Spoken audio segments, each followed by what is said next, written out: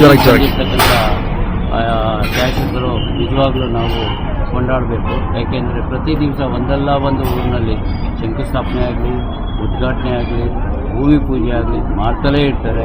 ಪ್ರತಿ ದಿವಸನೂ ಅದನ್ನು ಮಾಡ್ಕೊಂಬಂದು ಅದಕ್ಕೆ ಸಾಕಷ್ಟು ಅನುದಾನವನ್ನು ತಂದು ಅದನ್ನು ಇಂಪ್ಲಿಮೆಂಟ್ ಮಾಡ್ತಾ ಇದ್ದಾರೆ. ನಿಜವಾಗ್ಲೂ ನಮಗೆ ಇಂಥ ಶಾಸಕರನ್ನು ಪಡೆದಿದ್ದು ನಮ್ಮ ಪುಣ್ಯ ಅಂತ ಹೇಳ್ಬೋದು. ನಾವು ಆ ಶಾಸಕರಿಗೆ ನಾವು ಥ್ಯಾಂಕ್ಸ್ ಹೇಳಬೇಕು. ಇನ್ನೊಂದು ಮತ್ತು ಪ್ರತಿಯೊಂದು ವಿಚಾರದಲ್ಲೂ ಕೂಡ ಅವರು ಯಾವುದೇ ಒಂದು ಬಡವರಾಗಲಿ ದಲಿತರಾಗಲಿ ಎಲ್ಲರಿಗೂ ಒಂದೇ ರೀತಿಯ ಕೆಲಸ ಕಾರ್ಯಗಳನ್ನ ಮಾಡಿಕೊಡ್ತಾರೆ.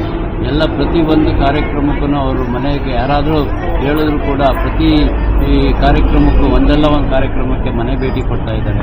ನಿಜವಾಗ್ಲೂ ಇಂಥ ಶಾಸಕರು ನಮಗೆ ಅವಶ್ಯಕತೆ ಇತ್ತು, ಇವತ್ತು ಬಂದಿದ್ದಾರೆ.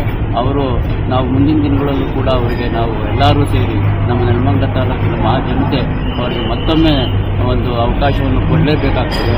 ಇಂಥ ಶಾಸಕರನ್ನು ನಾವು ಕಳ್ಕೊಂಡ್ರೆ ಮತ್ತೆ ನಾವು ಇಂಥ ಶಾಸಕರು ಪಡೆಯೋಕ್ಕೆ ಸಾಧ್ಯ ಆಗಲ್ಲ ಅಂತ ಒಂದು ಮಾತನ್ನು ಹೇಳ್ತಾರೆ. ಸರ್, ಈಗ ಅಂಬೇಡ್ಕರ್ ಕೊಟ್ಟಂಥ ಸಂವಿಧಾನದಲ್ಲಿ ಶಾಸಕಾಂಗ, ನ್ಯಾಯಾಂಗ